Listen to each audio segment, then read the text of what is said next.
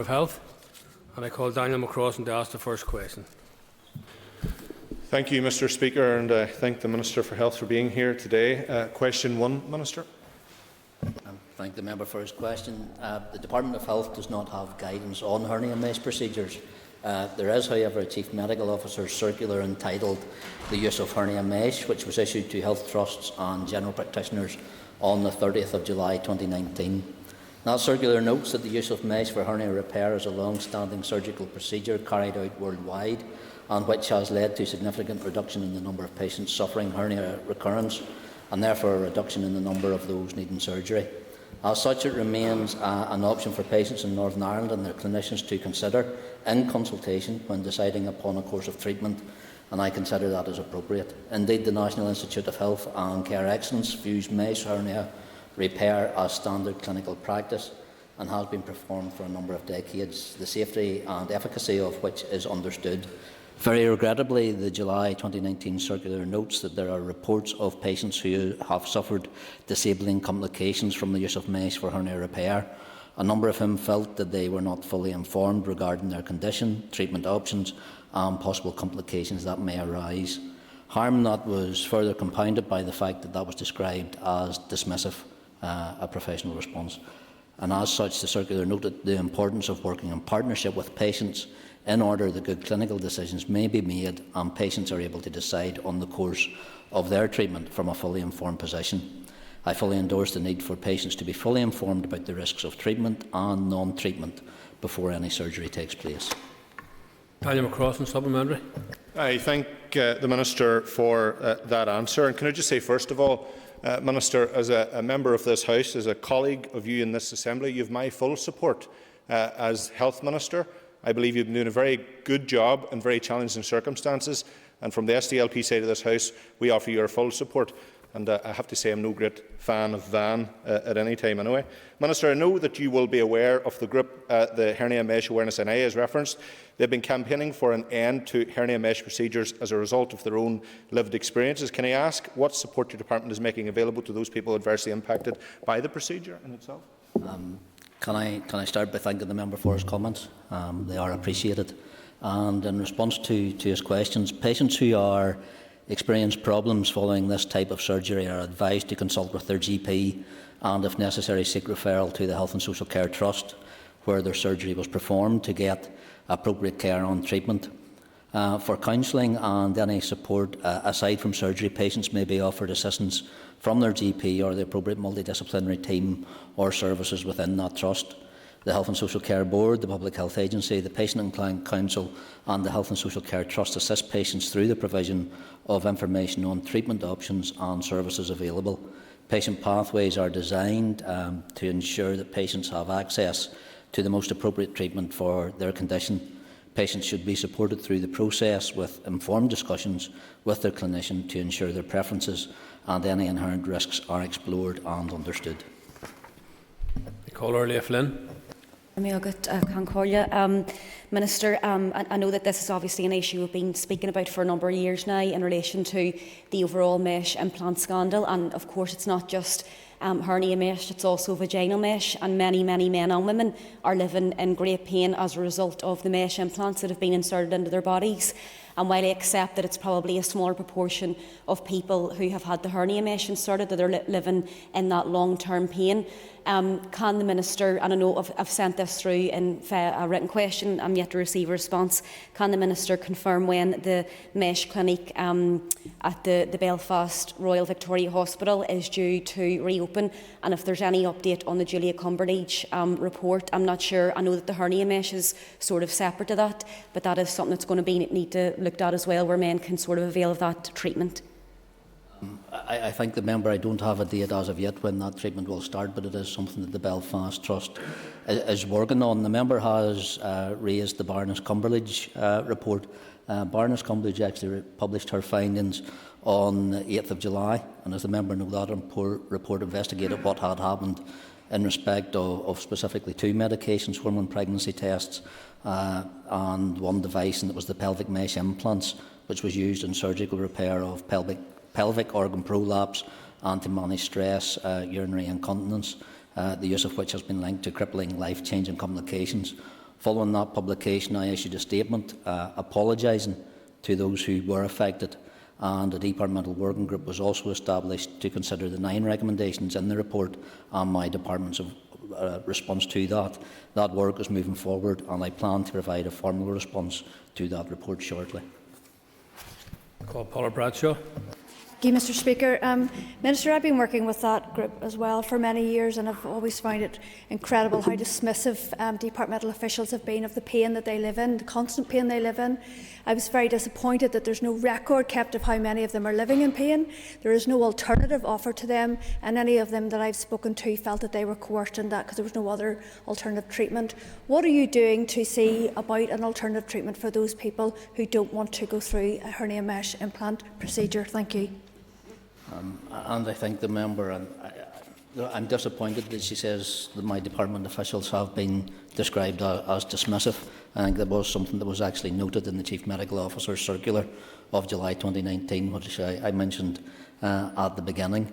In regards for those support mechanisms, I will ask and I will say to the member to encourage them to engage with the Patient-Client Council, with their GPs, and if she has any specific concerns or positions, I'm glad I would be welcome to meet with the member to discuss those as well.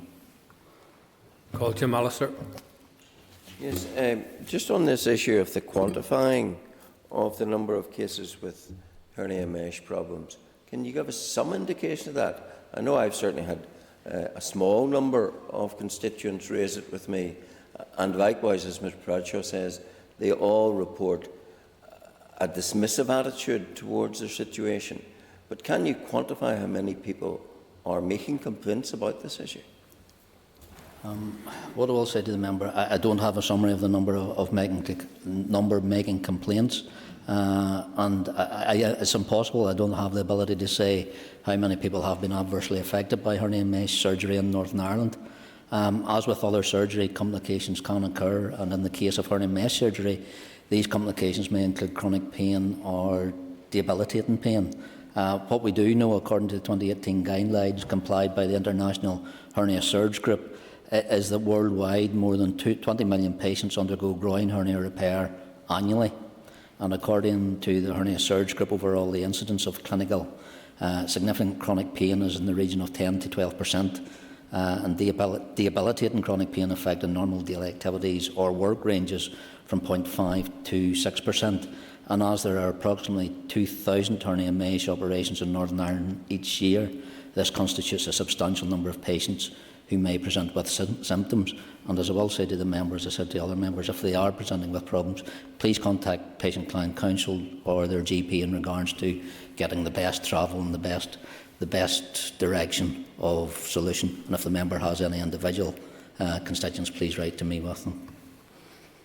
And I call Dolores Kelly. Thank you, Mr Speaker. And if I too could express solidarity to the Health Minister in the face of the recent abuse. Sorry, Dolores, I wanted you to come on to the next question. Question 2. Sorry, Mr Speaker. I thank the member, and I can advise that the total number of people waiting for an occupational therapy appointment across all 5 health and social care trusts as of the 30th of April was 14,200. Of these, 7,948 people have very regrettably been waiting longer than the target of 13 weeks. I'm acutely aware of the increasing frustration and challenges which are being experienced by individuals and their families on an ongoing basis while they wait for an appointment to see an occupational therapist. Unfortunately, as members will only be too well aware, this position is by no means unique to the occupational therapy service. Increased investment is necessary in order to deliver a service that is fit for purpose and can meet the ongoing challenges. Again, as is the case with many of our other health and social care services, budgetary pressures are a severe limiting factor, and I have placed on record my view that the budget for my department for the year ahead is extremely disappointing. We need sustained investment and multi-year budget settlements to support long-term investment in providing and skilling up our workforce. Parliamentary, Dolores Kelly. Declare an interest as a former occupational therapist, but Minister, those are horrendous figures, and that's only, of course, for the first appointment. It's not about the treatment, and the whole point of occupational therapy is, of course, rehabilitation and allowing people to live full, independent lives. So I am also aware, Minister, that there are a number of people who have applied to train as occupational therapists, but I think there's only 40 places at our universities. Surely we need to be investing in our universities as well in relation to the number of OT places, and I wonder, have you had any discussions, or do you intend to have, with the Economy Minister? The member for that point, as she will be aware, my department annually commissions undergraduate training places from Ulster University for 6 categories of AHPs, and the numbers commissioned in 2021 included 55 occupational therapists. This actually represented an increase of 56 commissioned places from 245 in 2019-20 to 301 in 2021. An additional 10 undergraduate places for occupational therapy was considered for 21-22. Funding for any proposed expansion of AHP undergraduate training programmes commissioned by my department will be required on a recurrent multi-year basis. And unfortunately, the current budgetary pressures facing my department mean that there is no funding for any such expansion, and that includes occupational therapy. And the need to expand this programme will be considered in future budget build exercises. I call Karen Mullen. Thank the Minister for his answer. Minister, occupational therapy will be one of the most key areas of health that constituents contact my office. I'm sure many here is the same. You have covered, I suppose, there in the answer, but I wanted to just highlight, as of December 2020, there were at least 120 occupational therapy staff vacancies. You gave an update there in terms of the training. Is there any other actions your department is doing to address this? And again, the member will be aware, and I think she highlights the point that recruitment, retention, but also training, and while we can ask for places, it takes a number of years before those professionals come out at the other end. But in order to address the additional pressures there have been placed on the service as we actually emerge from this pandemic, my department has asked the Health and Social Care Board to initiate work in respect of the assessment of people who continue to experience long-term health effects such as COVID-19 infection. And that work includes the development of costed proposals for an assessment service, which will include a range of professions, including occupational therapy, in line with NICE guidelines and the specification for the multidisciplinary assessment clinics recently established in England. My department has already carried out a series of AHP workforce reviews, including occupational therapy, to ensure that the provision of an AHP workforce capable of meeting current and future service demands. And these are living documents which are continually reviewed to take account of those additional requirements as needs arise, and that includes the impact that we will see from COVID-19. Call Alan Chambers. And I thank the Minister for his answers so far. Waiting times across all areas of our health service are unacceptably long, and so I look forward to the Minister's upcoming announcement of the elective care framework. Is the Minister confident that all executive parties realise that in order to avoid ever letting the health service get into such a poor state again, the short-term thinking and the in-year budget cuts of times past are a totally unacceptable way to run what is our most important public service? And I thank the member for his point, and I think I've been on record, as is I think every party in this House, that a one-year budget for health is unsustainable, and that's why the need of recurrent funding specifically for health allows us to make those long-term investments, not just in capital and in buildings, but also in our professionals as well, and that of our workforce, should it be training, should it be recruitment, and also retention. And that's why I think the specific point around this question highlights the need for that recurrent funding to really address and tackle the challenges that our health service face, but also the workload that our health professionals face as well. Next question, I call Martina Anderson. Question number 3. I thank the member for her question. Cross-border services and services provided on an all-island basis are in and of themselves not directly affected by the UK's exit from the EU. There are a number of service-level agreements and memorandums of understanding in place between the Health Service Executive and the Health and Social Care Trusts. and specific providers to deliver a wide range of services which are important to the people who use them. These range from the radiotherapy unit at Alton Galvin Hospital, which is advantageous because it makes provision of specialist services financially viable by sharing facilities to enable people from both jurisdictions to access care locally, thereby avoiding lengthy journeys to specialist centres elsewhere, to very local services such as out-of-hours services working together to allow patients to attend the closest centre when they are in need. The services that are already in place will continue and new services will be explored. To support this engagement between my officials and the Department of Health in the Republic of Ireland are frequent and positive. A primary focus for both is to ensure that comprehensive cross-border healthcare arrangements benefiting citizens from both jurisdictions are not only maintained but actually further developed. Martina Anderson, supplementary. And I too would like to give my solidarity to the Health Minister after those unacceptable comments that we heard over the weekend. Minister, can I ask you in relation to the dire situation we're in with regards to waiting lists? Because I'm conscious of what you said, but my understanding, dealing with a number of constituents in Derry who have tried to avail of the EU cross-border reimbursement scheme for things like hip replacements and so on, that no longer exists in the way that it did before. So could you give me some clarity on that? And if you're working with the Minister in the South, Stephen Donnelly, to try to ensure that constituents across the North understand how to access, if it still exists, the EU cross-border reimbursement schemes for things like hip replacements and so on. And I thank the member. The Cross-Border Healthcare Directive actually enabled UK citizens to access healthcare in any EU country in either the private or public sector and to be reimbursed for this care abroad by their home country. And as of the end of the EU exit transition, the directive no longer applies to the UK. Transitional provisions have been made to ensure that if someone has applied to or used the CBHD before the end of transition, reimbursement for treatments will be honoured for up to 1 year based on certain conditions.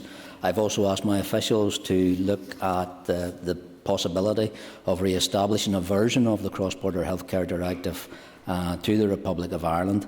The Republic of Ireland reimbursement scheme will set out a framework based on the Cross-Border Healthcare Directive and will allow patients to seek and pay for any treatment in the private sector in Ireland and have the costs up to the cost of the treatment of the HSC in Northern Ireland reimbursed. The Republic of Ireland reimbursement scheme will be open to ordinary residents of Northern Ireland and managed by the Health and Social Care Board, and all treatments are subject to prior authorisation. In regards to conversations, I am aware that Ireland has extended an administrative process to Irish patients to use CBHD-like processes to access care in the private sector in Northern Ireland, and that is completely a matter for the Department of Health in the Republic of Ireland. Jerry Carroll. Minister for his answers. Much has been made recently of regulatory divergence in borders in the Irish Sea, but there have been no problems or cries of betrayal from the benches opposite about exporting women who need abortions to England and Wales. Almost 400 travelled during the pandemic for healthcare, a disgraceful figure. Can the Minister provide details of his attempts to get executive sign-off for abortion services since he took up post? And Minister, I don't think you're dangerous, but I think it is dangerous to force women to travel during a pandemic for healthcare. I thank the member for a supplementary, although some way off the original topic. I will tell the member I once again submitted proposals to the Executive Ministers about this issue on the 19th of May. My paper has, of last week, not yet been discussed by the Executive Committee. I am seeking consensus, as I am required under the Ministerial Code, while my department resumes the necessary planning work for commissioned abortion services under the 2020 regulations. Mike Nesbitt. Thank you, Mr. Speaker. The Minister has been consistent in welcoming cooperation, be it from Ireland, Great Britain or further afield, if it improves patient outcomes. Could the Minister update the House on the dual registration issue, please? And again, I thank the member for his point, and in recognising that there is currently no legislative alternative to dual registration, my department initiated discussions with the Irish Health Department and the Republic of Ireland medical and nursing regulators to identify a pragmatic approach to registration requirements. All parties to date have agreed on the need to avoid any disruption to delivery of care, and through discussions with the Irish Health Department, the Medical Council of Ireland and the Nursing and Midwifery Board of Ireland, an understanding has been reached that an effective grace period for individuals requiring dual registration applies while the necessary applications are being processed. It remains imperative that the trusts initiate applications which the regulators have undertaken to expedite for relevant employees within these timeframes, and doing so, there is no reason for any disruption to cross-border care. And moving on, I call Andrew Muir. For Mr. Speaker. And again, I thank the member. Enhanced infection prevention and control measures have reduced patient throughput by approximately 60%. And as soon as these measures can be safely eased, they will be. And the Chief Dental Officer continues to liaise with colleagues across the United Kingdom on this critical issue. And to ensure that the limited treatment capacity is targeted appropriately, guidance issued to all dentists recommends that patients are prioritised on the basis of need, and that any patient requiring emergency and urgent care is given the highest priority. A financial support scheme was established in April 2020 to support dental practices. The scheme provides an additional payment to eligible practitioners each month based on their average earnings in 2019-20. To date, the Department has been able to invest £57 million in relation to these issues since the pandemic started. Further, in February of this year, I established a £1.5 million revenue grant fund to help practices invest in measures like improved ventilation systems. This is helping to build capacity throughout the sector and addressing some of the patient throughput issues that have been unavoidable in recent times. Our short-term objective is to support the increase in activity levels through continued financial support that incentivises treatment of priority health service patients in a manner that is safe for both patients and staff. Looking forward, as part of the Department's wider rebuilding services approach, the Department is currently engaging with the British Dental Association in relation to the continuation of the financial support scheme and support for PPE for the remainder of this financial year. Whilst we need to deal with these immediate issues, we also need to consider how dental services can be provided in a sustainable way going forward. And to that end, I have asked officials to establish a general dental services rebuilding stakeholder group which will formalise engagement between the Department, the HSC Board and the British Dental Association so that momentum around these issues continues. Andrew Muir, supplementary. Thank you very much. Mr. Speaker, at the outset I would like to offer my full support to the Minister after those disgraceful comments last week. I, like many other people, have not had a dental check-up for well over a year since the pandemic arrived. And one of the things I understand is inhibiting the full return to dentistry services is the aerosol generating procedures and the regulations around that. Can the Minister give some more details when he intends to review those procedures and the regulations associated with that to allow us to hopefully move towards a full resumption of dentistry services? And I thank the member for the point. The guidance that we actually use is part of that is agreed with the Chief Dental Officers across the United Kingdom. So it's not solely within my department. It's a UK-wide approach that we actually take in regards to those recommendations. But further to that, as I said in my initial answer, that is why I established a £1.5 million revenue grant fund to help practices actually invest in measures like improved ventilation systems to actually help rebuild that capacity throughout the sector. George Robinson. Thank you, Mr. Speaker.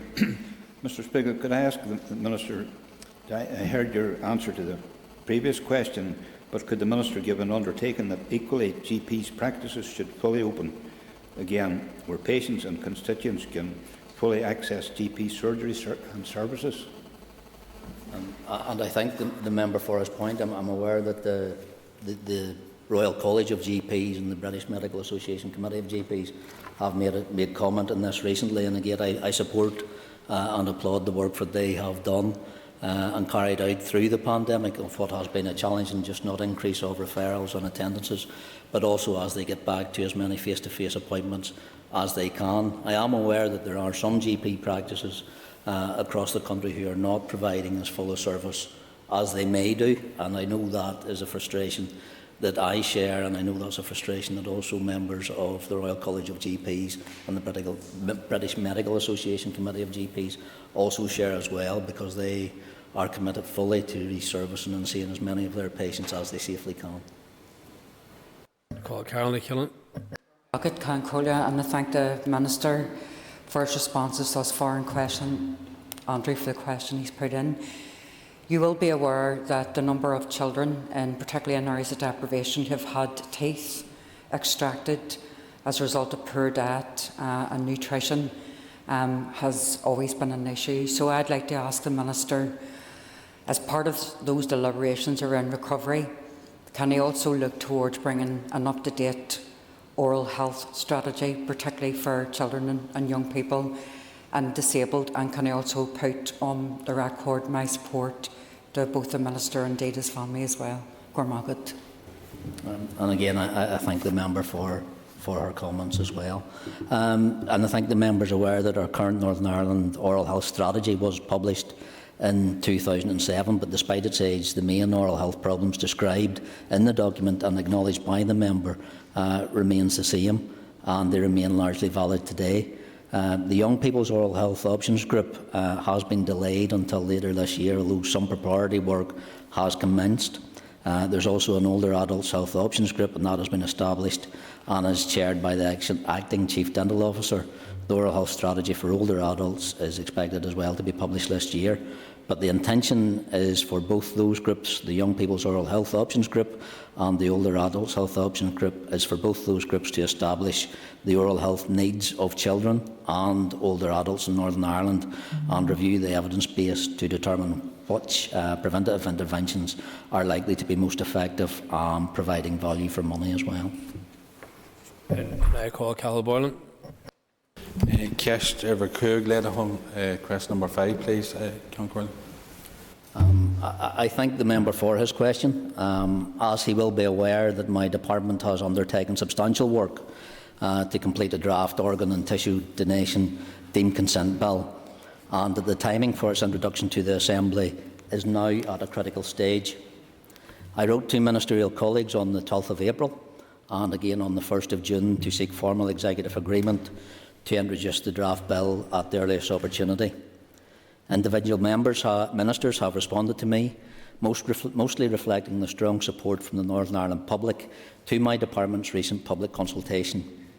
However, as my revised paper has not yet been discussed and voted on within the Executive Committee, it has not progressed to the Assembly. I therefore wrote last week to the First Minister and Deputy First Minister under the urgent decisions procedure of the Ministerial Code to ensure that the bill is able to proceed to first and second readings within the remaining weeks of the current term. My answer then provides 4 different options to this question. I have option 1, where no decision has been taken by the First and Deputy First Minister. Option 2, that it had been declined by the First and Deputy First Minister. Option 3 was that it had been agreed by the First and Deputy First Minister. Unfortunately for the member, I don't have an option as to what happens in the absence of a First and Deputy First Minister to this bill. Cathal Boylan, supplementary. Thank you, Mr. Speaker. And could I thank the Minister for his answer? And could I also lend my support to the Minister in light of the commentary over the weekend? Minister, I appreciate the answer, but would you commit then to working with the departments in relation to trying to introduce, you know that the Organ Donation Week is scheduled for September, and people, this bill is badly needed. So I'm sure we would support the Minister in working with others to try and introduce this bill by September.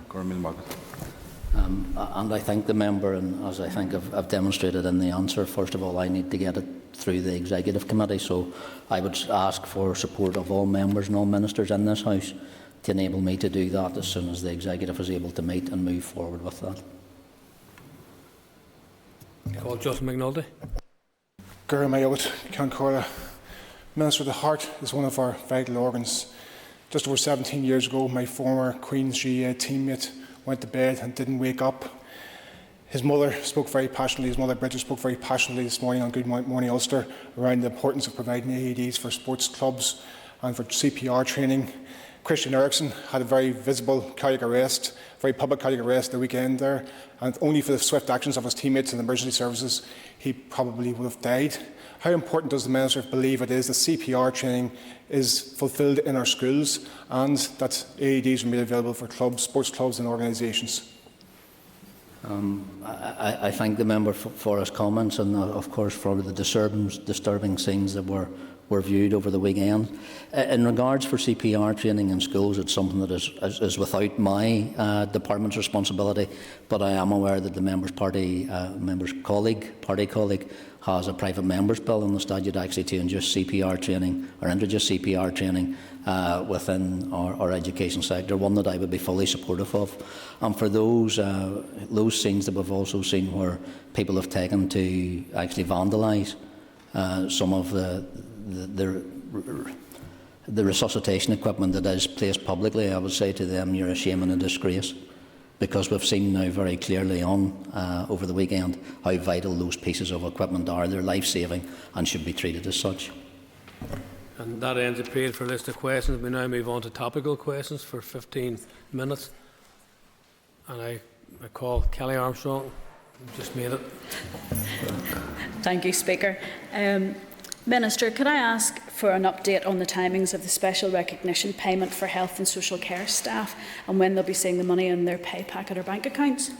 I thank the member for her question in regards to the payment within the health and social care sector, within our own trust.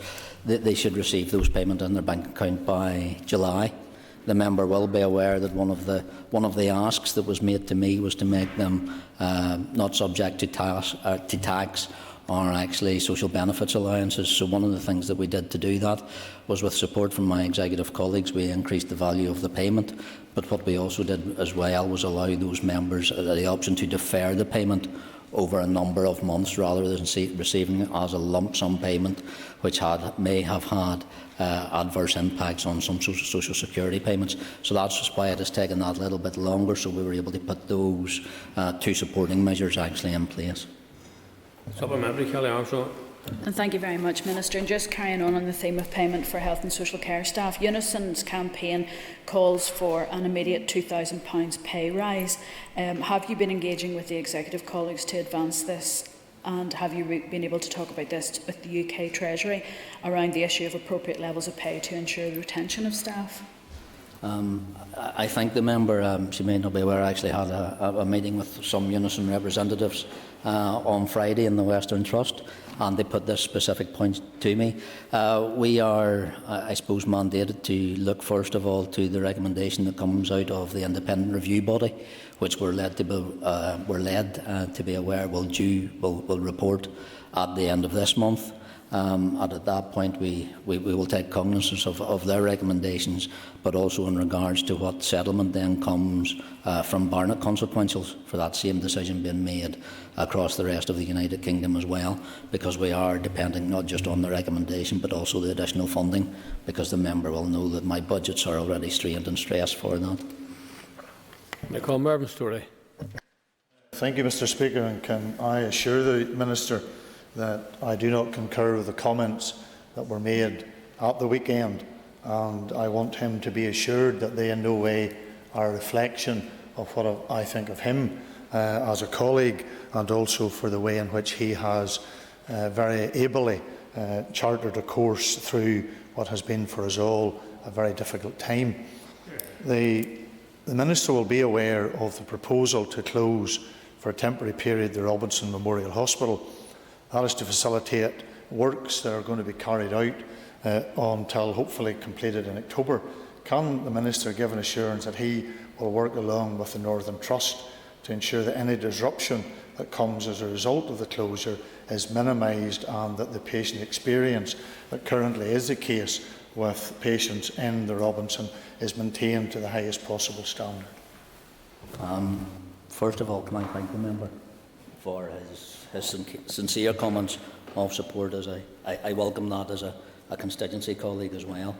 In regards to the Robinson Hospital, I will work with the Northern Trust. Will get the member an update as to the prescribed works on the time frame, and to ensure that there is little disruption as possible to those patients who are not just being treated in the Robinson, but also who may have been sent to the Robinson for that recuperation as well, because it is vital, as the member does know, that I've said in the past, that I need every square foot of our health estate at this minute in time, and that's why the Robinson plays a very vital and important part of that estate.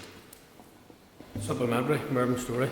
Thank you, Mr. Speaker, and I do welcome the comments from the Minister, and particularly in relation to the importance that the Robinson and other facilities such as Dalriada in our Northampton constituency plays in terms of the delivery of health care. And will he ensure that in terms of the plans that are being made, in terms of the overall provision of acute care in Northern Ireland, and he has some challenges in relation to that, but that Robinson, Dalriada and other cottage-type hospitals will play an important role and will be there for the future for our constituents. And I thank the member, and I'll repeat it to him, as I've said many times in this House. I need every square foot of estate that we currently have, and that's why the investment has been made in the Robinson to increase the provision that's actually in and improve the condition that's in it as well, because it is vital that we not just utilise our estate, but we actually utilise our workforce to the best ability. And I do hope that I will have the member's support when I come forward with what we need to do in regards to elective care and how we change the structure and look at what we can do differently in Northern Ireland to have a better patient experience and actually shorten our waiting lists as well. I call Claire Bailey. Thank you, Speaker. Minister, I'm sure it was welcome, the fact that you got a speedy and personal apology after the ridiculous comments that were made about you recently. And I want to go back to the issue that was raised by Jerry Carroll and wonder, Minister, do you think, or will you commit to offering an apology to the 371 women who have been forced to travel to England for abortion services during the pandemic? I don't want to conflate the two issues or bring the two issues together, because I received an apology of sorts on Saturday afternoon, so it was far from speedy in regards to other public statements that were made. In regards to the delivery of abortion services, as I said to an earlier answer, I am seeking consensus as I'm required under the Ministerial Code. And while my department resumes the necessary planning works for commissioned abortion services under the 2020 regulations, I have asked executive colleagues for a decision on that. The reason I'm proposing that is that when I brought forward similar proposals in April and May of last year, I wanted to reduce the health risk for any woman or girl in Northern Ireland needing to travel to England to access services, or worse, to turn to unsafe and unregulated services while work on a commission service is progressed by my department. Supplementary, Claire Bailey. Thank you, Speaker.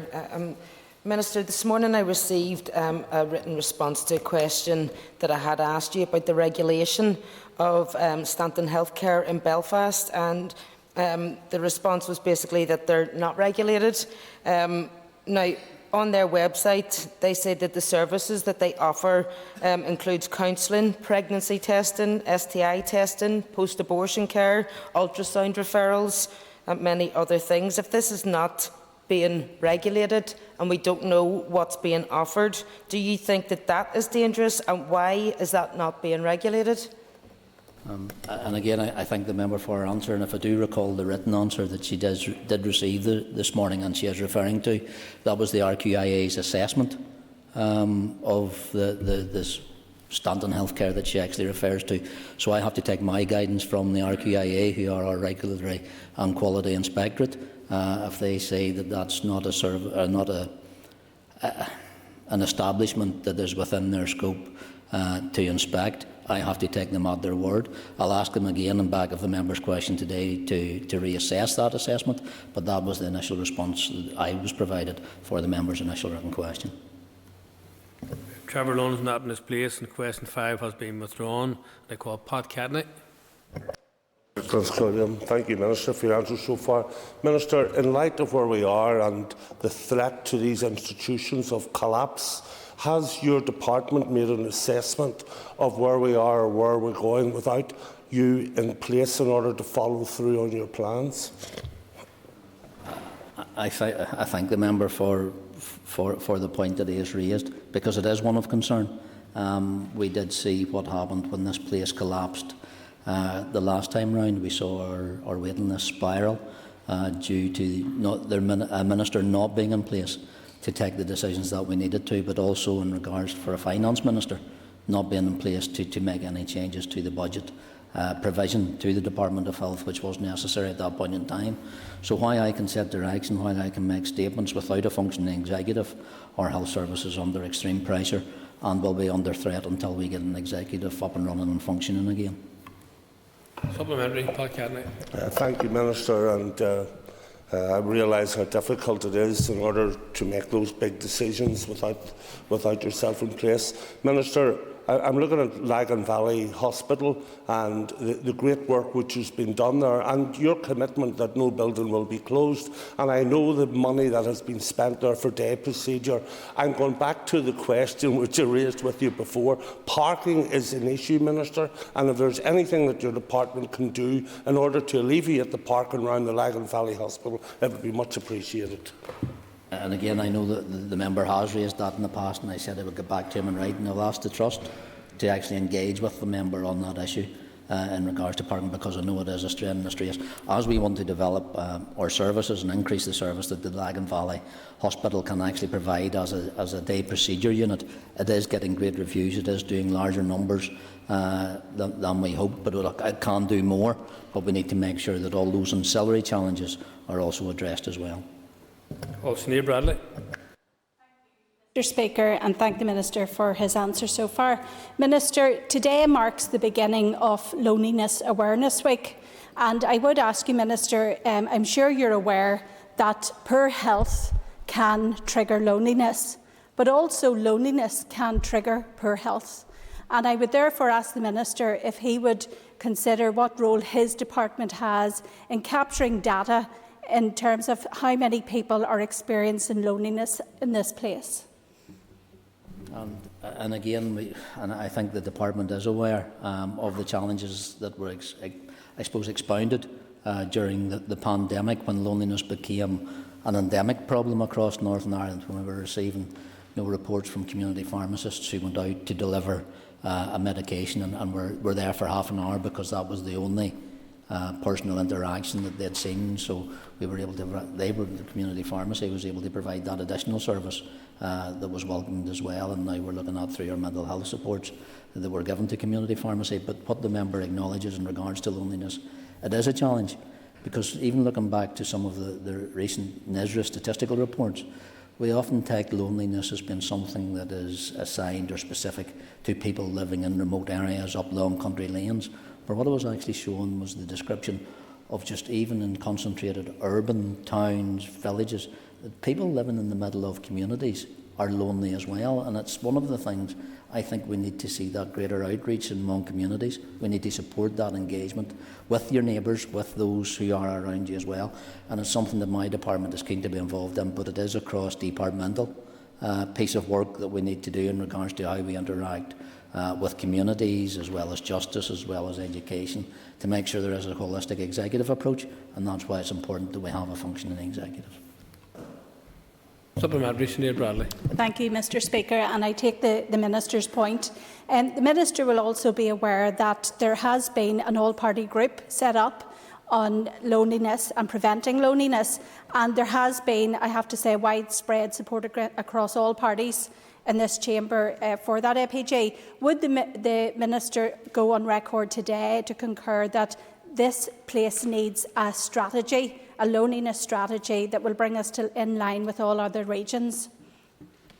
I will support, and if my department can play an active role in developing a strategy. But one of the things I would say to the member, not just do we need a strategy, we need to see actions.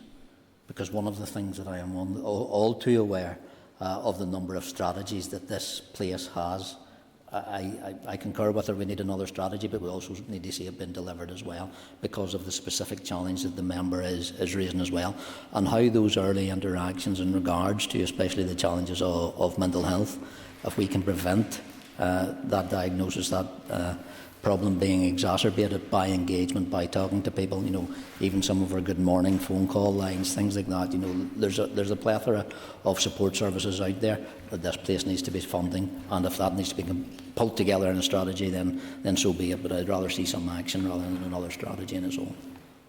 They call Karen Mullen, and you're not likely to get a supplementary. Minister, I want to thank you for coming to Altnagalvin in May and meeting with myself and Tamsin White and others in relation to detox and addiction services.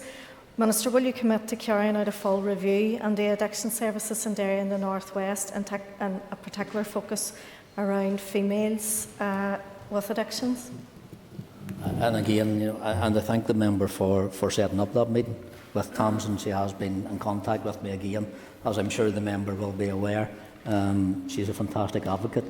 That day we met, you know, I said that to her in regards to the passion that she has for making sure that those addiction services and emergency crisis services are in place, especially in the city as well. The member may not be aware, I did visit a number of mental health facilities in the Western Trust on Friday, the Asha Centre being one of them, to see the work that they are actually doing and providing, and I think their work is to be commended, but it's also to be enhanced and supported as well as to what is a regional facility. But the time is up, members. Could the members please take your ease for a moment or two?